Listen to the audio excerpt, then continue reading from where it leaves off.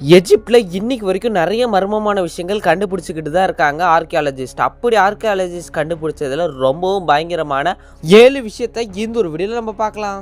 இந்த ஒரு வீடியோவில் நம்ம முதல்ல பார்க்க போகிறது மம்மிஃபைட் crocodiles. 2019 பார்த்தீங்கன்னா ஸ்பெயின்லேருந்து வந்த ஆர்கியாலஜிஸ்ட் ஒரு ஆச்சரியமான விஷயத்தை கண்டுபிடிக்கிறாங்க. அதுதான் crocodiles-ஓட மம்மிஸ். வழக்கமாகவே பார்த்தீங்கன்னா அந்த ஒரு எஜிப்டுக்கிட்டையும் கிசா பிரமிடுக்கிட்டையும் மனுஷங்களோட மம்மிஸ் தான் கிடைக்கும். ஆனால் அந்த ஸ்பெயின்காரங்க கண்டுபிடிச்சதுல ரொம்பவும் ஆச்சரியமான விஷயம் எந்த ஒரு crocodile மம்மிஸ். அதுவும் அந்த crocodiles-ஐ கட்டி போட்டு அந்த கயிறு அச்சியெல்லாம் அது மேலே இருந்திருக்கு. ஏன் crocodiles அந்த இடத்துல கிட்டத்தட்ட ஒரே இடத்துல 5-6 கிட்ட இருந்திருக்கு? ஏன்னா அந்த பிரமிடில் வந்து சோபேக் அப்படின்ற ஒரு கடவுள் இருக்காங்க. அதாவது பாதி மனுஷனும் பாதி முதலையும் உள்ள ஒரு கடவுளை வந்து வழிபட்டிருக்காங்க அங்கே உள்ள எஜிப்சியன் மக்கள். அதாவது எஜிப்சியன் வாழ்ந்த மக்கள் காலகட்டத்தில் எந்த ஒரு முதலைகள் நிறைய ஒரு பெரிய வெள்ளத்தில் அடிச்சுட்டு வந்திருக்கு.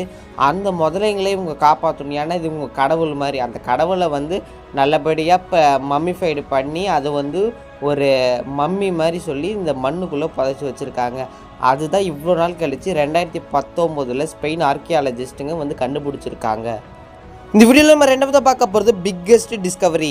2020 ஒரு பெரிய சம்பவம் நடக்குது. அதாவது எஜிப்சியனோட டூரிசம் மற்றும் இந்த டிஸ்கவரியை பார்த்துக்கிற ஒரு பெரிய குரூப்பு அவங்களுக்கு கிடைச்சது ஒரு பெரிய பாக்ஸ். அந்த பாக்ஸில் கிட்டத்தட்ட 59 உட்டன் காஃபின்ஸ் இருக்குது. கிட்டத்தட்ட 59 கல்லறை பெட்டிகள் உட்டனால் செஞ்சுருக்கு, மரக்கட்டையால் செஞ்சுருக்கு. இது எங்கே கண்டுபிடிக்கிறாங்க பார்த்தீங்கன்னா ஜகுரா அப்படின்ற ஒரு பிளேஸில் தாங்க இந்த 59 இந்த பாக்ஸையும் கண்டுபிடிக்கிறாங்க. இந்த பாக்ஸ் ஓப்பன் பண்ணி பார்க்குறப்ப பயங்கரமான ஷாக். அப்போ ஆர்கியாலஜிஸ்ட் சொல்கிறாங்க இந்த மாதிரி ஒரு மம்மி அதாவது பர்ஃபெக்டாக வந்து மம்மிஃபைட் பண்ணியிருக்காங்க.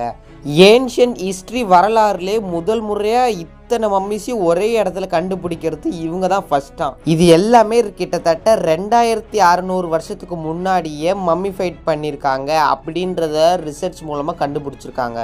அது மட்டும் இல்லாமல் இந்த ஒவ்வொரு பாக்ஸ்லேயும் கடவுளோட ஏதோ ஒரு ஸ்லோகன் மாதிரி ஒன்று எழுதியிருக்கு. அந்த எல்லாமே அந்த காலத்தில் உள்ள ஒரு கடவுளை வந்து குறிக்குது அப்படின்றதையும் அந்த ரிசர்ச்சர்ஸ் கண்டுபிடிச்சி சொல்லியிருக்காங்க.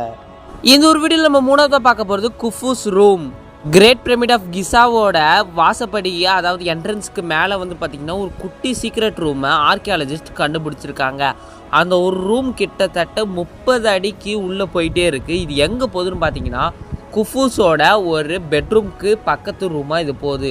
இது எப்படி அந்த ஆர்கியாலஜிஸ்ட் கண்டுபிடிக்கிறாங்கன்னு பார்த்தீங்கன்னா நார்மலாகவே அவங்கள்ட்ட காஸ்மிக் ரே இமேஜிங் வச்சியும் அப்புறம் இன்ஃப்ராரெட் தெர்மோகிராஃபி வச்சியும் இதை வந்து ஆர்கியாலஜிஸ்ட் கண்டுபிடிக்கிறாங்க எந்த ஒரு சீக்ரெட் ரூமை. சரி, குஃபுன்றிய குஃபு யாருடான்னு கேட்டிங்கன்னா அந்த காலத்தில் உள்ள எஜிப்சியன் மக்களுக்கு ஒரு பெரிய ராஜாவாக விளங்கியவர் தான் இந்த ஒரு குஃபு ராஜா. இவரோட ரூமுக்கு பக்கத்தில் தான் எந்த ஒரு சீக்ரெட் ரூம் அமைச்சிருக்காங்க. இந்த ஒரு சீக்ரெட் ரூம் இப்போ தான் கண்டுபிடிச்சிருக்காங்க. இந்த ஒரு வீடியோவில் நம்ம நல்லா பார்க்க போகிறது நெஃபர்டிட்டின்றவங்க ஒரு எஜிப்டில் வாழ்ந்தவங்க. இவங்களோட சிலை வந்து இப்போ ரீசெண்டாக கண்டுபிடிச்சிருக்காங்க. இந்த ஒரு சிலையை கண்டுபிடிக்கிறப்ப இவங்க ஜெர்மன் தான் கண்டுபிடிச்சிருக்காங்க. இப்போ ஜெர்மனுக்கும் எஜிப்டுக்கும் அந்த எஜிப்சியன் ரூல்ஸ் இப்போ பண்ணுறவங்களுக்கும் ஒரு சின்ன வந்து ஒரு மன வருத்தம்னு வச்சுக்கோங்களேன். ஏன்னா இந்த இதை ஜெர்மன் கண்டுபிடிச்சிருக்காங்க. ஜெர்மனோட மியூசிக்கு எடுத்துகிட்டு போகணுன்னு ஆசைப்பட்றாங்க. ஆனால் எஜிப்டில் இருந்து தரமாட்டுறாங்க. சரி, அதை விடுங்க. இந்த நெஃபர்டிட்டின்றவங்க யாருன்றதே ஒரு பெரிய மிஸ்ட்ரியாக இருக்குது. ஏன்னா இவங்க வந்து வெளியிலேருந்து யாராக வந்த ஒரு ராணியாக இருக்கணும், இல்லைன்னா ஒரு பெரிய ராஜாவோட ஒரு குழந்தையாக இருக்கணும், இல்லைன்னா ராஜாவோட இன்னொரு மனைவியாக இருக்கணும். அப்படி தான் இந்த ஒரு நெஃபர்டிட்டியை சொல்லிகிட்டு இருக்காங்க. இந்த சிலையில் எல்லாம் பக்காவாக இருந்தாலும் ஒரு கண்ணு வந்து அதாவது வெள்ளையாகவே இருக்குது. ஏன் இது இப்படி இருக்குன்றதையும் ஆர்கியாலஜிஸ்ட்டு ரொம்பவும் ஒரு மாதிரியாக சொல்கிறாங்க. அதாவது இதுக்கான காரணம் அவங்க கடைசி நேரத்தில் கண்ணு வரையாமல் போயிருக்கலாம், இல்லைன்னா அவங்க ஒரு கண்ணு இல்லாமல் இருக்கலாம் அப்படின்லாம் சொல்கிறாங்க. இந்த ஒரு வீடியோவில் நம்ம அடுத்ததாக பார்க்க போகிறது mysterious chamber found in Egypt. இவ்வளோ பெரிய எஜிப்டில் அந்த பிரமிடில் ஒரு சின்ன ஒரு சேம்பரை கண்டுபிடிச்சிருக்காங்க இந்த ஒரு ஆர்கியாலஜிஸ்ட். இது வந்து ஒரு சின்ன பங்கு இருக்குது. அதாவது 1830 இந்த ஒரு ஆர்கியாலஜிஸ்ட் வந்து இதை ரிசர்ச் பண்ண ஆரம்பிச்சிட்டாங்க. ஆனால் இதை ரீசெண்ட் மந்தான் தெரில, அப்போ தான் இந்த ஒரு சேம்பரை கண்டுபிடிச்சிருக்காங்க. எவ்வளவோ மாடர்ன் டெக்னாலஜியை வச்சு இதை ஸ்கேன் பண்ணி பார்க்குறப்ப இந்த ஒரு சேம்பர் அவங்க கண்ணுக்கு தெரியுது. இந்த ஒரு சேம்பரும் கிட்டத்தட்ட 30 அடி ஃபீட்டில் உள்ளே போயிட்டே இருக்குது. பார்த்தீங்களா, இதுதான் ஸ்கேனரை வச்சு பார்க்குறது. 2013 ஃப்ரான்ஸு, ஜப்பான் அண்ட் எஜிப்டோட ஒரு பெரிய ஒரு ஆர்கியாலஜிஸ்ட் கூட்டம் இந்த ஒரு சேம்பரை எதுக்கெல்லாம் யூஸ் பண்ணுறாங்கன்னு பார்த்தீங்கன்னா இது வந்து ஒரு பெரிய ஒரு மிஸ்ட்ரியாகவே இருக்குது. ஏன்னா இதே சில பேர் அந்த பிரமிடோட சப்போர்ட்டுக்கு கீழே ஒரு பேஸ்மெண்ட்டாக போட்டிருக்கலாம் அப்படின்றாங்க. சில பேர் இதை வந்து அந்த ஒரு காலத்துக்காக ஏதாவது ஒளிச்சு வைக்கிறதுக்கு, ஏதாவது பொக்கிஷத்தெல்லாம் ஒளிச்சு வைக்கிறதுக்கான ஒரு குட்டி சேம்பராக இருக்கலாம்னு சொல்கிறாங்க. ஆனால் இன்றைக்கி வரைக்கும் அந்த ஒரு சேம்பர் எதுக்காக இருக்குன்றது ஆர்கியாலஜிஸ்ட் சொல்ல மாட்டாங்க. அப்புறம் இந்த ஒரு வழிக்கு போகிறதுக்கு தடையும் போட்டுட்டாங்க அந்த ஒரு எக்ஸ்ப்ளோரேஷன் கூட்டங்கள். எக்ஸ்ப்ளோரேஷன் கூட்டம்னா அப்போ நீங்கள் எஜிப்டுக்கு போனீங்கன்னா இந்த ஒரு இடத்த நீங்கள் வந்து ஒரு ஃபோட்டோஸில் மட்டும்தான் பார்க்க முடியும். அந்த இடத்துக்கு உங்களை போக விட மாட்டாங்க. இந்த வீடியோவில் நம்ம அடுத்ததாக பார்க்க போகிறது பிளாக் மம்மிஃபைடு. இது வரைக்கும் இந்த மம்மிஸ்லாம் கிடச்சது ஒரு உட்டன் பாக்ஸில் தான். ஆனால் இந்த ஒரு மம்மி வந்து கிட்டத்தட்ட பிளாக் கலரில் பெயிண்ட் பண்ணி வச்சிருந்த மாதிரி ஒரு உட்டன் பாக்ஸில் கிடைக்கிது.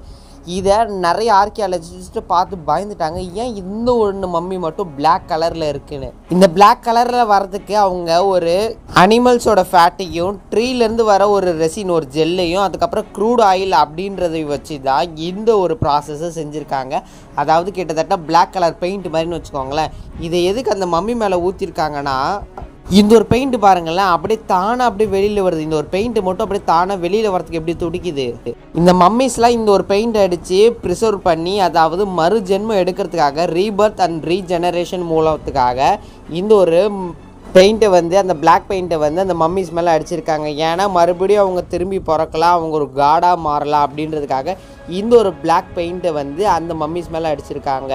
இந்த ஒரு ரிசர்ச்சை கண்டுபிடிச்ச பேருக்கு அந்த ஒரு மம்மியை பத்திரமா மூடியும் வச்சுட்டாங்களா. ஏன்னா அந்த ஒரு பிளாக் பெயிண்ட்டே தானாக இப்படி எகிரி குதிக்கிறத நீங்கள் அந்த ஒரு ஃபோட்டோவில் பார்த்துருப்பீங்க. அதே மாதிரி இந்த மம்மியும் திடீர்னு ஏஞ்சிடுச்சுன்னா என்ன ஆகும், அதுக்காக பயந்துட்டு மறுபடியும் இதை மூடி வச்சுருக்காங்க. இதை எங்கே கண்டுபிடிக்கிறாங்கன்னு பார்த்தீங்கன்னா, சூடான் அப்படின்ற ஒரு இடத்துல தாங்க இந்த ஒரு பிளாக் கலர் மம்மி கண்டுபிடிக்கிறாங்க. இந்த ஒரு வீடியோ நம்ம அடுத்ததாக பார்க்க போகிறது, நீங்கள் இந்த மம்மி டிராயிங்ஸ்லாம் பார்த்தீங்கன்னா அந்த காலத்தில் வாழ்ந்த எஜிப்சியன் மக்கள் வந்து கையில் வந்து பக்கத்துலேயே ஒரு நாய் நிற்கிற மாதிரி காமிச்சிருப்பாங்க. அந்த நாய் வந்து அவங்களோட வளர்ப்பு பிராணியாக இருந்திருக்கு. அந்த ஒரு நாய்கள் எல்லாமே நீங்கள் அந்த உள்ள பழையங்காலத்தில் உள்ள டிராயிங்ஸ், அதாவது இந்த பிரமிடில் உள்ள டிராயிங்ஸில் பார்த்துருக்கலாம். அந்த நாயே கொஞ்சம் சில அனிமல்ஸ் எல்லாமே இவங்க வந்து அழைச்சிட்டு போகிற மாதிரி, அதாவது ஒரு கயிறில் கட்டி அழைச்சிட்டு போகிற மாதிரி உள்ள சில டிராயிங்ஸ் எல்லாம் அதில் இருக்கும்.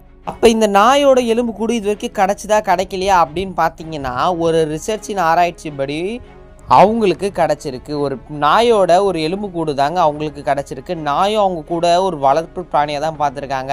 ஆனால் நாயை வந்து அவங்க வந்து மம்மிஃபைடு பண்ணல, அது தனியாக தான் வந்து புதைச்சி வச்சுருக்காங்க. அப்படி அந்த புதைக்கிறப்ப உள்ள எலும்பு கூடுகள் சிலது கிடச்சிருக்கு. அது மட்டும் இல்லாமல் ஒரு மிஸ்ட்ரியஸான சைல்டை வந்து ஒரு சின்ன ஒரு பாக்ஸில் வரைஞ்சி அதுக்கு கீழே உள்ள அந்த பாக்ஸில் மம்மிஃபைட் பண்ணியிருக்காங்க. அது மட்டும் இல்லாமல் இந்த ஒரு ப்ளூ கலரில் ஒரு சாம்பல் இருக்குது, அது வந்து நாயோட அந்த சாம்பல் தான் நிறைய பேர் சொல்லிக்கிட்டு இருக்காங்க அந்த ஆர்கியாலஜிஸ்ட். இன்னும் எத்தனையோ அதிசயத்தை கொண்டது தாங்க இந்த ஒரு எஜிப்டு. இந்த ஒரு எஜிப்டுக்கு நீங்கள் இது வரைக்கும் போயிருக்கீங்களா, போகலையா, என்ன போகணுன்னு ஆசை இருக்கா, அதெல்லாம் மறக்காம கமெண்ட்டில் சொல்லுங்கள். இந்த மாதிரி நிறைய வீடியோஸ்க்கு நம்ம சேனலை ஃபாலோ பண்ணிக்கோங்க. இந்த வீடியோ பிடிச்சா லைக் பண்ணுங்கள், ஷேர் பண்ணுங்கள், மறக்காமல் நம்ம சேனலை சப்ஸ்கிரைப் பண்ணுங்கள். இன்னொரு சூப்பரான வீடியோ பார்க்கலாம். Bye, see you.